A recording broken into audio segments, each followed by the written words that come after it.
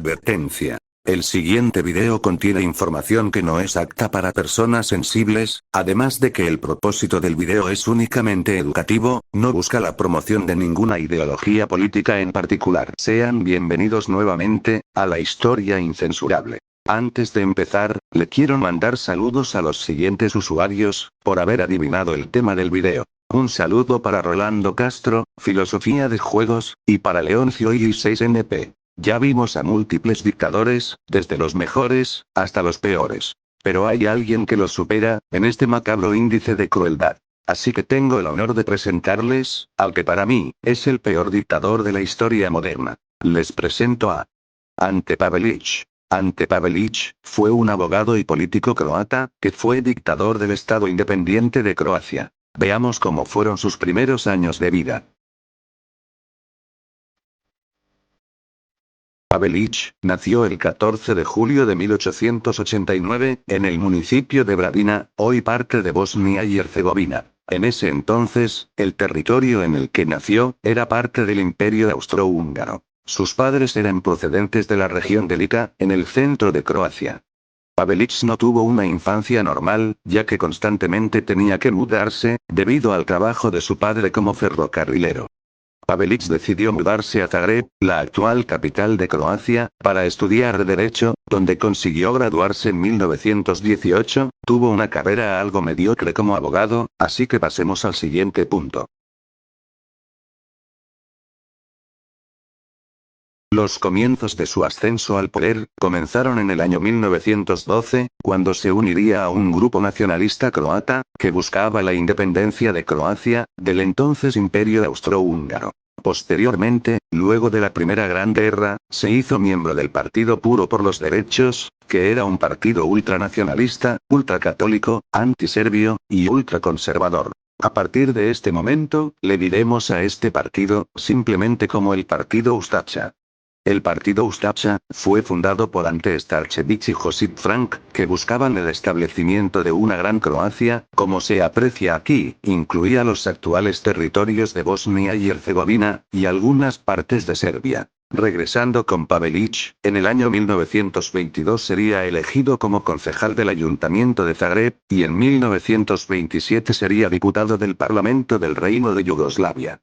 Aunque Pavelić la mayor parte de veces no acudía a las sesiones, y si iba, era solo para pararse en una esquina como poste de luz, aunque cuando proponían algo que a él no le gustaba, ahí sí reaccionaba, generalmente se dedicó a abogar por la independencia croata de Yugoslavia. En el año 1929, Pavelić tuvo que huir de Yugoslavia, ya que el rey Alejandro I declaró una dictadura, por lo que grupos ultranacionalistas como el de Pavelić, estaban en riesgo de ser apresados por sus ideas, así que Pavelić escapó primero hacia Viena, pero finalmente se estableció en la Italia de Benito Mussolini. En 1929, daría inicio a la organización más cruel de la historia, la Ustaša, que en serbocroata, significa alzados o rebeldes. Mussolini tendría buenas relaciones con Pavelić, ya que Pavelić le ofrecería a Mussolini ciertas concesiones territoriales en la zona de Dalmacia. En 1932, Pavelić comenzaría a escribir un periódico bajo el mismo nombre de Ustaša, donde publicaría los principios fundamentales del movimiento. Todo territorio poblado, o que hubiera estado poblado históricamente por croatas, debía ser integrado en la Gran Croacia, y ninguna otra comunidad extranjera debía de tener derecho a habitar en ese lugar. Sobre todo los serbios, a quienes se les consideraba como traidores, y Pavelić solicitaba que se les aplicara la más alta violencia y crueldad contra ellos. En el año 1934, Pavelić participó en el magnicidio del rey Alejandro I de Yugoslavia, en una visita de estado en Marsella.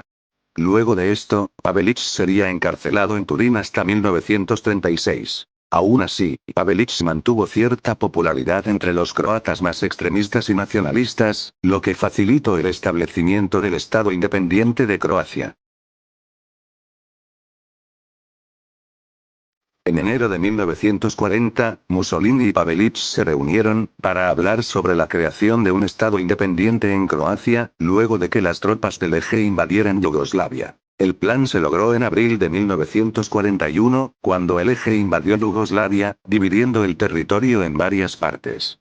como se aprecia en este mapa, pero el tema principal de este video, será el establecimiento del Estado independiente de Croacia el 10 de abril de 1941, para acortar su nombre, simplemente le diré Croacia.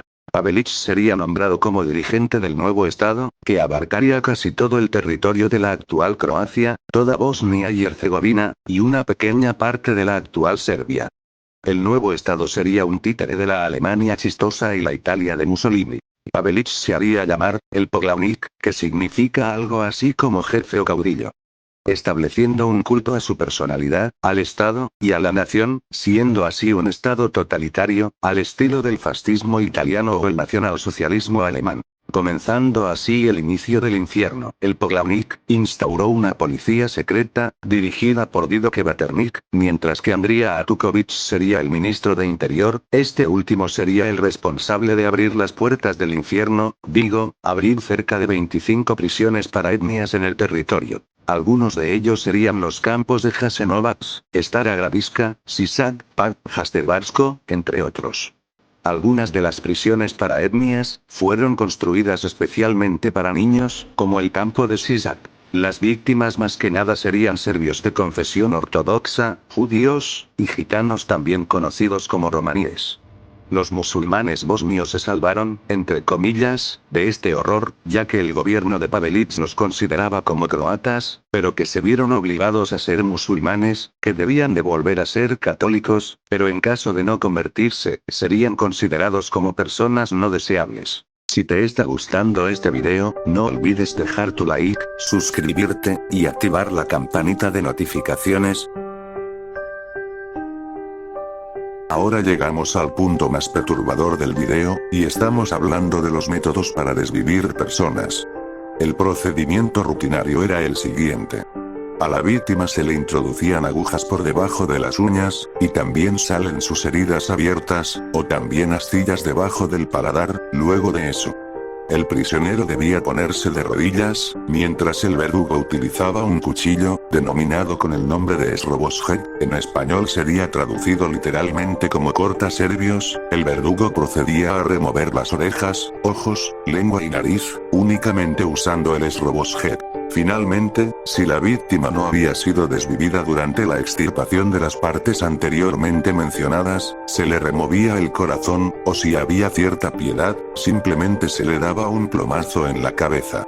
Posteriormente los ustachas hacían collares con las lenguas, ojos y orejas, esto como un macabro recuerdo de sus perturbadoras hazañas. Como pudimos ver, los ustachas preferían el trabajo manual, en lugar de la cierta automatización de los alemanes, pero el horror no se limitaba a los campos. En las aldeas serbias, los ustachas realizaban verdaderas carnicerías, ya que en algunas ocasiones, se llegaron a encontrar niños empalados, y con las piernas y brazos torcidos. Un periodista italiano logró tener una entrevista con Ante Pavelić, donde el mencionado vio una cubeta llena de lo que pensaba eran ostras sin concha. Él preguntó por el contenido, y el cínico de Pavelić le contestó sonriendo lo siguiente: es un regalo de mis leales ustachas, 20 kilos de ojos.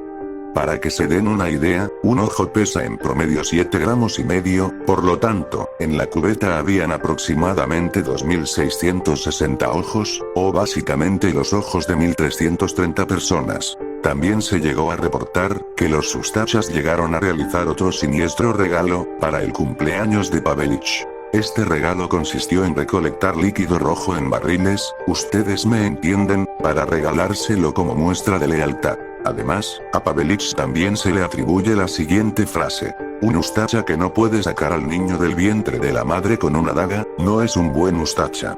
Esto hace referencia a otra práctica de la organización, la cual consistía en que a las mujeres de los campos que estuvieran embarazadas, se les sacaba el feto, con el uso de esta herramienta punzocortante. Aunque, la mayor crueldad de los ustachas, se vio reflejada en los niños, ya que como se mencionó antes, los ustachas habían construido campos exclusivamente para niños. A los niños en algunas ocasiones se les intoxicaba, en otras ocasiones simplemente se los dejaba sin comida o agua, o a veces eran introducidos a algún río que estuviera cerca, y como la gran mayoría de ellos no sabían nadar, pues ya se imaginaron lo que sucedía después. También se les desvivía con el uso de hachas ustachas, y en las peores ocasiones sucedía lo siguiente. Eran golpeados hasta que sus huesos se rompieran y por ende les fuera muy difícil moverse, para posteriormente ser apilados unos encima de otros, luego sus padres eran obligados a ver lo que sucedería después, los niños eran rociados con líquidos inflamables, y después eran iluminados.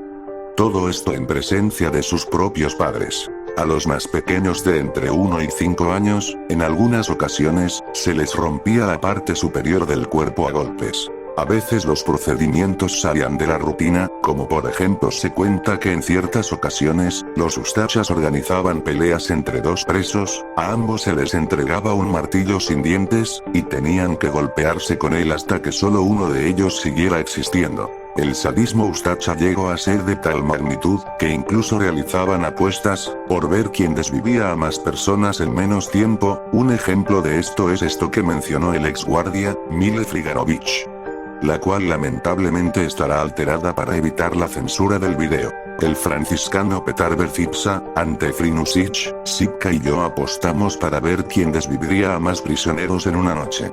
La desvivición comenzó y después de una hora yo desviví a muchos más que ellos. Me sentía en el séptimo cielo. Nunca había sentido tal éxtasis en mi vida. Después de un par de horas había logrado desvivir a 1100 personas, mientras los otros pudieron desvivir entre 300 y 400 cada uno. Y después, cuando estaba experimentando mi más grandioso éxtasis, noté a un viejo campesino parado mirándome con tranquilidad mientras desvivía a mis víctimas, y a ellos mientras abandonaban la existencia con el más grande dolor. Esa mirada me impactó en medio de mi más grandioso éxtasis, y de pronto me congelé y por un tiempo no me pude mover. Después me acerqué a él y descubrí que era del pueblo de Klepsi, cerca de Kaplina, y que su familia había sido desvivida y enviado a Jasenovac después de haber trabajado en el bosque. Me hablaba con una incomprensible paz que me afectaba más que los desgarradores gritos a mi alrededor. De pronto sentí la necesidad de destruir su paz mediante la tortura y así mediante su sufrimiento, poder yo restaurar mi estado de éxtasis para poder continuar con el placer de infligir dolor. Lo aparté y lo hice sentar conmigo en un tronco. Le ordené gritar: «¡Viva el Polaunit Pavelich!» O le quitaría una oreja. Bukasin no habló. Le arranqué una oreja. No dijo una palabra. Le dije otra vez que gritara «¡Viva Pavelich!» o que le arrancaría la otra oreja. Le removí la otra oreja. Grita: «¡Viva Pavelich!» o te arranco tu nariz, y cuando le ordené por cuarta vez gritar «¡Viva Pavelich!» y lo amenacé con removerle el corazón con mi cuchillo, me miró y en su dolor y agonía me dijo: «Haga su trabajo, criatura». Esas palabras me confundieron, me congelaron, y le quité los ojos, le corté la garganta de oreja a oreja, le quité el corazón y lo tiré al pozo. Pero algo se rompió dentro de mí y no pude desvivir más durante toda esa noche. El franciscano Berzipsa me ganó la apuesta porque había desvivido a 1360 prisioneros y yo pagué sin decir una palabra. Petar Berzipsa recibió un reloj de oro, unos cubiertos de plata, un banquete de cerdo asado y vino, entre otros elementos, como recompensa por ganar ese macabro concurso. La verdad, ya ni hay que mencionar lo que hacían los ustachas con las niñas y mujeres en el campo. A las niñas a veces se les cometían faltas contra la integridad de sus partes, esto delante de sus propios padres y madres. Lo mismo sucedía con las mujeres, aunque aquí hay que agregar, que se les cortaban los pechos, de igual manera haciendo uso de utensilios punzocortantes. Se estima que los ustachas desvivieron a entre 600.000 y 1 millón de personas, entre los años 1941 y 1945. En el territorio de la entonces Croacia, habitaban cerca de 6.300.000 personas, lo que quiere decir que los ustachas en 4 años, acabaron con cerca del 16% de la población, algo así como si en Argentina acabaran con 7 millones de argentinos, o en Chile con 3 millones de chilenos, o en India con 233 millones de hindúes. El sanguinario régimen llegó a su fin luego de que las fuerzas partisanas, lideradas por Josip Broz Tito, los obligaran a rendirse. Algo que hay que aclarar, es que los ustachas no eran muy populares entre la población, lo que provocó que varios croatas se unieran a las filas partisanas.